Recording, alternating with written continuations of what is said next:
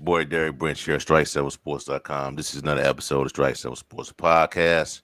Joined by my co-host Brian Botta and Leo Seabury. And tonight we conclude our NFL 2022 season previews. We got season previews on team season previews on the website, and we got them through streaming. So tonight, our last one is with the Las Vegas Raiders, and tonight we have our special guest from Silver and Black Pride of SB Nation, Matt Holder. How you doing, man? Good. Thanks for having me on, Derek. I didn't realize I was going to be the headliner for this segment, so I feel honored. Yeah, man, just you, man. All right, so we're just gonna dive right into it. The Raiders had a really good offseason, in my opinion. You traded for Devontae Adams, but I didn't expect. I didn't even know that was the whole backstory of Adams playing with Derek Carr in the past at Fresno State. You signed Chandler Jones. They signed Chandler Jones, re-signed Max Crosby. Derek Carr gets a new deal. With all that being said, what grade do you give the Raiders? Off-season grade do you give the Raiders? I think I give it a B plus. I think you bring up a lot of the big name moves, which obviously bringing a guy like Devontae Adams that'll help your team a little bit, get the best wide receiver in the NFL, and a guy like Chandler Jones who brings over 100 career sacks. The biggest thing that I think myself and a lot of people have kind of pointed at that the one flaw in the Raiders offseason is they didn't address arguably their biggest need, which was on the offensive line. Last year they had issues at right tackle that didn't bring anybody else in, or tried to bring along Alex Leatherwood. That didn't work 5 games into the season. He got moved to guard. And then this year he ended up getting cut. So kind of made the problem even worse. So I think that's where it keeps it out of the A category for me. Just obviously with still having that big hole, entering the offseason with that same hole and not doing anything. And now they're kind of sitting there about to play Khalil Mack and Joey Bosa and wondering who's going to start at right tackle. But again, like you said, bring in those two guys, bring in the people that they brought in, and the new coach too. I think with Josh McDaniels, I think he's going to make a big difference on this team, and definitely was overall one of the better off seasons in the NFL, in my opinion. Seabury, got anything that? Um, of course, with us being Memphis guys, and me being a big Raider fan, how has the development of Dylan Parham been like from training camp, and what will be his role? Like, will he be a backup this year, or will he have the ability to start? Yeah, Parham's had an excellent preseason and training camp, in my opinion. He's taken more reps at center than he has at guard this year, just because they're trying to kind of groom him at that position to maybe take that over in the future. So he's learning a position that to me is probably the hardest position at least on the offensive line to learn, because you have to do everything everybody else does, put your hands between your crotch and you got to snap a ball. It's an awkward position, and he's picked it up pretty well, especially for not having played that in a game. I know he played a little bit at the Senior Bowl, but yeah, he's done excellent. I think he's grown a lot. To start the year, he's definitely going to be one of the backups, going to be one of the reserves, and he'll be probably the first interior offensive lineman off the bench if someone goes down. Got reps at left guard, right guard, and of course, like I just said, at center. So which is huge for him, especially as a rookie. You don't see a whole lot of guys in year one in their first training camp playing a significant amount at three different spots. So I think he's definitely grown a lot. Still got a little bit more work to do. It's not the cleanest tape out there, but for where he's at and for where he's been, or for where he's at and what he's been doing, I think he's done an excellent job and answered everything the coaching staff asked him to do. Yeah, Brian. I was wondering your thoughts on Josh McDaniels and how do you think he'll do his second time coaching? Yeah, that's kind of been one of the big hesitations with McDaniels is the time in Denver, which obviously being a Raider fan knew pretty well and actually enjoyed a little bit when things went up in flames over there with the Broncos. But I think one of the biggest things is he's talked about it a lot. The players in the locker room have talked about it, and people that have been around him, is he's really kind of grown and looked at his time, been introspective about his time in Denver, where he kind of realized, Bill Belichick can get away with kind of being the jerk that Bill Belichick is, because he has 6 Super Bowls to his name and quite the resume. When you're a 32-year-old head coach like he was in Denver, you can't quite get away with that. You don't quite have the backing to have that sort of mentality. And that's, I think, one of the biggest things he's done this year is he's become a little bit more of a player's coach, gotten the buy-in from those guys, hasn't gone in and just kind of made a bunch of sweeping changes and got rid of a lot of locker room glue guys like he did in Denver. So I think that's one of the biggest things is he's taken taken more of a backseat and really, figured out the people part of the job, which is half the job of being a head coach and the biggest difference from being a coordinator to the man in charge. You got anything? Oh, Well, you probably get. I'm gonna let you go. DB, you go ahead. It's yours. Then I do want to ask him another pressing question, but I know you may get into it. all right. I don't know. All right. So Derek Carr, signed his new deal this offseason. So do you think there was any chance of him walking away from the Raiders if that deal didn't get done? I mean, everything that Derek said, no, not a chance. I mean, he's talked about being a Raider fan, growing up a Raider fan. It was his dad's favorite team. And every single chance he's gotten, he's talked about how he wants to be a Raider for life. He even said he told his agent it's the Raiders or retirement. So I don't think there was ever a real fear. Now that being said, when the money's not on the table, or when someone else comes in bringing a nice bag, things might change a little bit. But from that standpoint, there was never a fear that Derek was going to leave or anything like that. If anything, the bigger fear was that he might retire. But again, that was never much of a concern. And he clearly wants to be a part of the Raiders, which for anyone that's followed the team for the last 20 years or so, that's not exactly a quality a lot of people have had, especially at the quarterback position. So it's good to hear. All right, Leo. You're muted.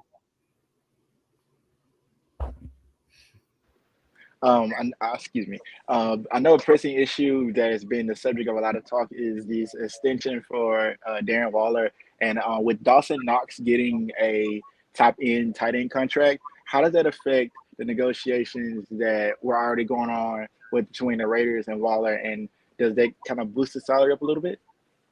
Yeah, it's the Waller contract is an interesting kind of story right now, just because he hired Clutch Sports less than a year ago, which is LeBron's agency, who they don't deal a whole lot in the NFL. And he had been with them for a year. And there's been extension talk going on for a while.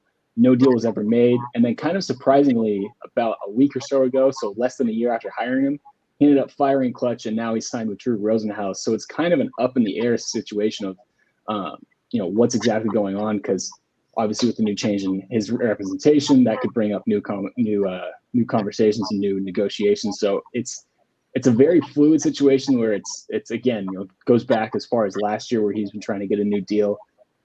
He's been saying, and the rumor is that he should get one soon. I don't know how much Dawson Knox's new contract plays a factor into that, but that's definitely another benchmark that they're going to have to clear, because Darren Waller right now, from a dollar per year standpoint, is about the 17th highest paid tight end. I think we can all agree that there aren't 16 tight ends in the NFL better than him. So he's definitely going to be commanding those top dollars. And I actually don't know the figures of Knox right off the top of my head, but I can imagine Waller's going to be looking for something at least comparable to that, and probably a little bit more. Okay. All right. So I want to ask you about Josh Jacobs, and the report came out that they didn't decide to pick up that fifth year option on his deal.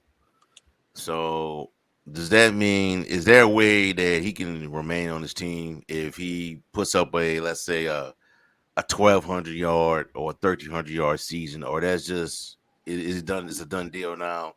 They're gonna move on. They're gonna go with the rookies here right out of Georgia in the future. Obviously everything can change, but the growing sense or the growing feeling is that this is probably Josh Jacobs' last year with the Raiders. Like you said, they didn't pick up his fifth year option. They also signed Brandon Bolden and Amir Abdullah in free agency. Both those guys ended up making the roster. And then they drafted two more running backs in Zamir White and Britton Brown. And both those guys ended up making the roster too. So it definitely sent a lot of signals of, this isn't Josh Jacobs' backfield for the future. It's seeming more like that. He's going to be a free agent.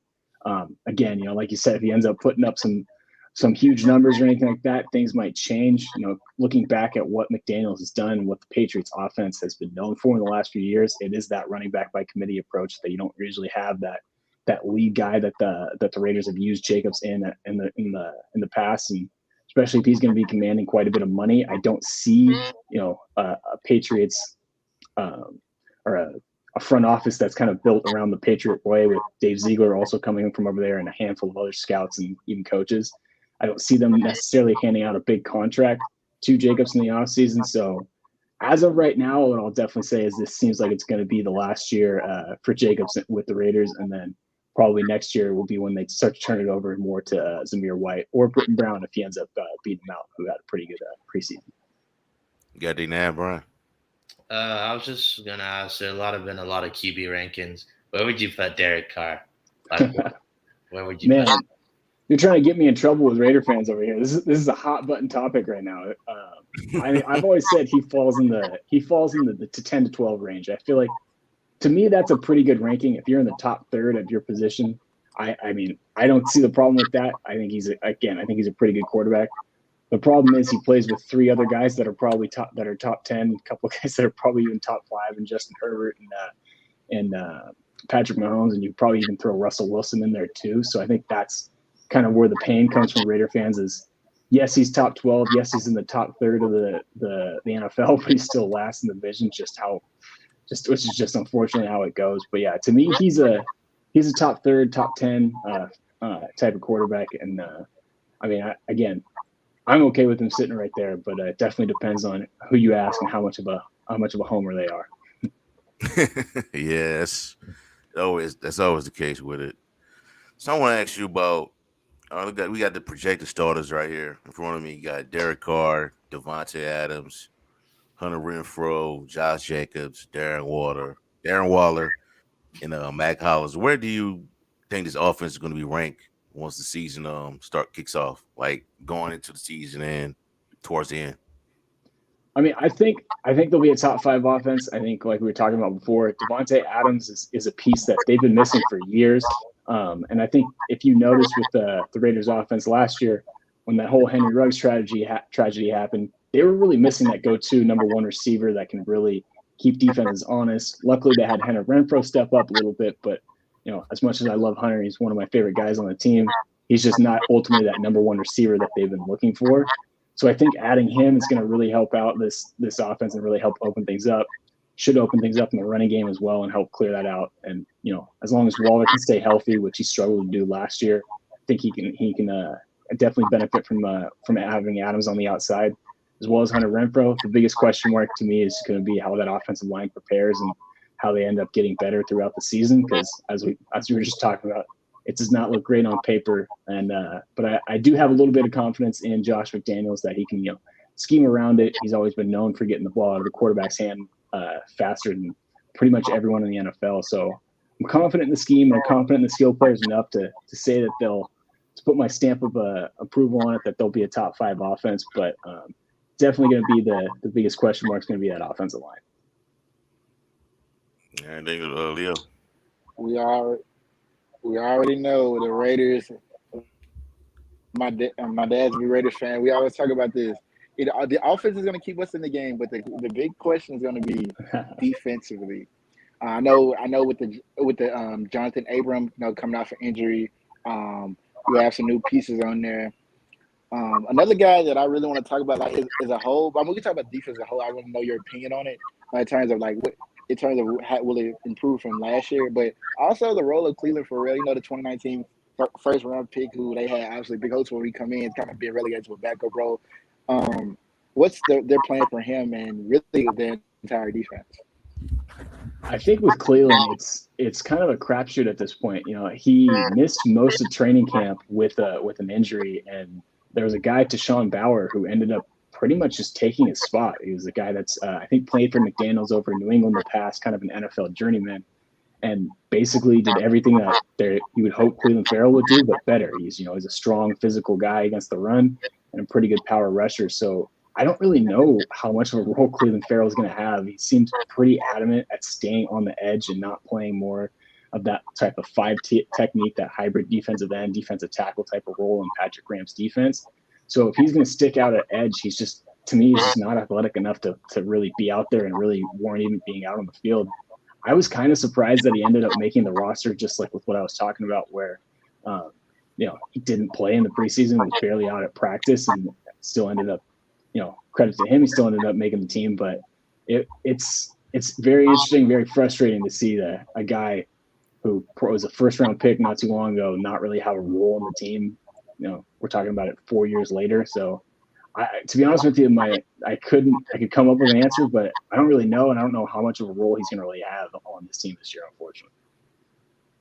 Bring adding that. I'll- Go ahead, bro. Oh, Nah, my bad. So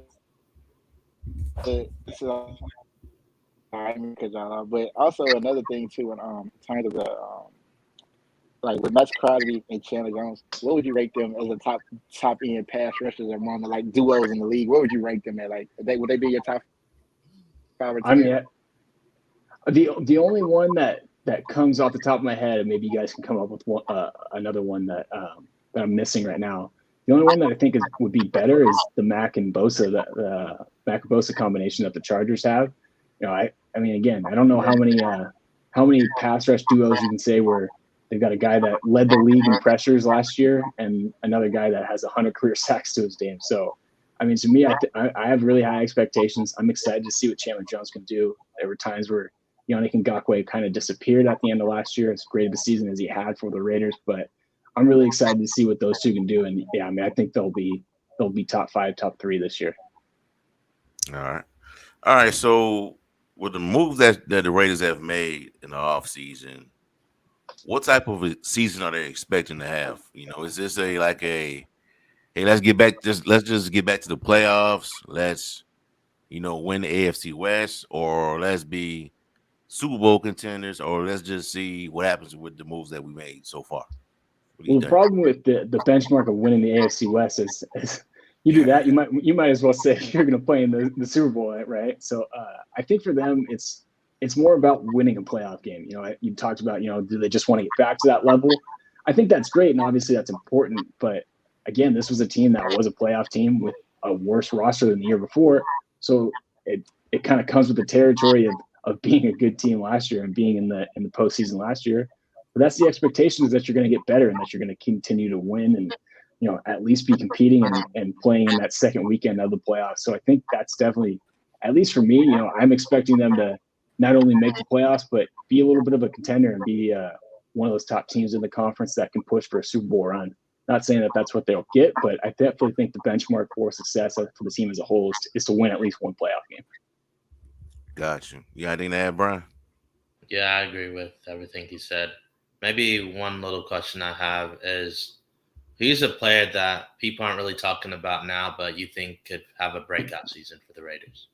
I'm going to go with my guy, Trevon Merrick.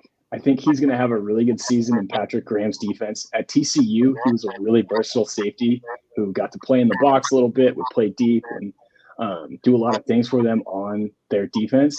Last year, he was kind of by necessity, he was pigeonholed into just that deep safety or that free safety type of role.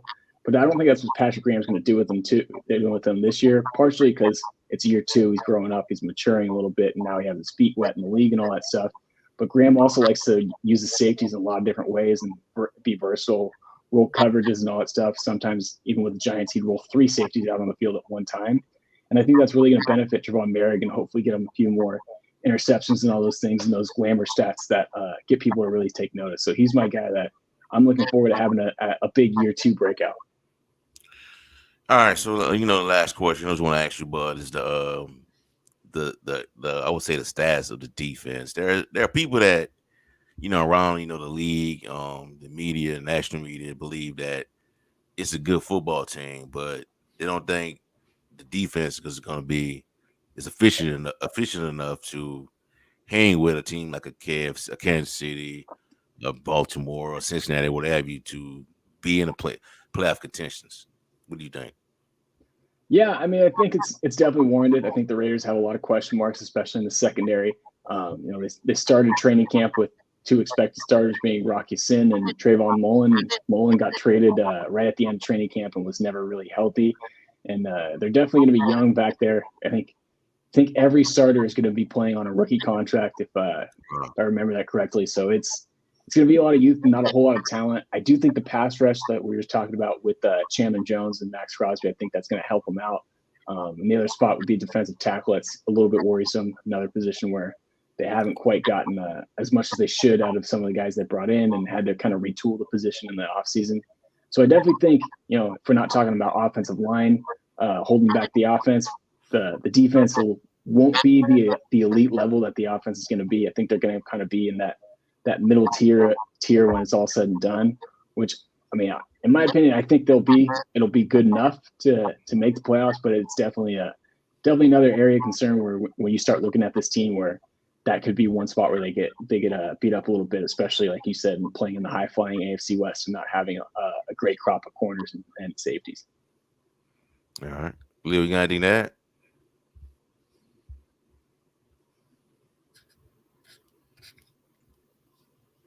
All right. Schedule up and down. Well, and everything. I know for sure, man. What would you say is your best case, worst case scenario records for this team? I think best case would be. I think best case would be winning the AFC West, whatever record that be, whether it be 12-5, but 12-5. Sorry, my math's all thrown off with the 17th game, so I got to do some quick mental math here. 13-4 or anything like that. And then I think worst case scenario, worst case scenario, I think they end up being about 8 and I almost said 7 and 9, 8 and 9, just partially playing in that tough division there, where they're going to have to beat. They're going to have 6 really tough games right off the back that not a lot of other teams in other conferences or other divisions have to do. So I think they can't. That is kind of the floor for them. But yeah, I think the 500 mark is probably the floor, and then as high as a 13-win team, which. Again, going back to the Raiders' history in the last few years is pretty fun to say. So I'm excited to see what happens. So you don't think that they can sweep any of those teams in that division? Like you look on the schedule, you say, "Oh man, we can sweep them." And confidently, no. Yeah, no. Confidently, no. Yeah, there's no like Jets or Jaguars in the division where I'm like, those are 2 wins right there. It's I hope they can. I hope they'll, maybe even sweep the Chiefs, or something like that. But yeah, there's no way I can say with a straight face and confidently that they'll sweep anybody in the division. All right, man. That's what we have for you for tonight. Can you let the folks know where they can find you at on Twitter, social media? Awesome. Yeah, appreciate you guys for having me on. You can follow me on Twitter at I'mOlder95. Post a bunch of Raider stuff, obviously, and cover the draft for Bleacher Report too. So come March, I'll be your guy. All right, that's all we have for y'all for right now. Give us a like, comment, subscribe to the channel. Let us know how you feel. Listen to this through Apple or Spotify. Give us a 5-star rating. Leave your thoughts and comments if you're a Raider fan. Have a blessed night. Peace. We out. Thanks, man. Thank you, guys. Thank you. You guys have a good one.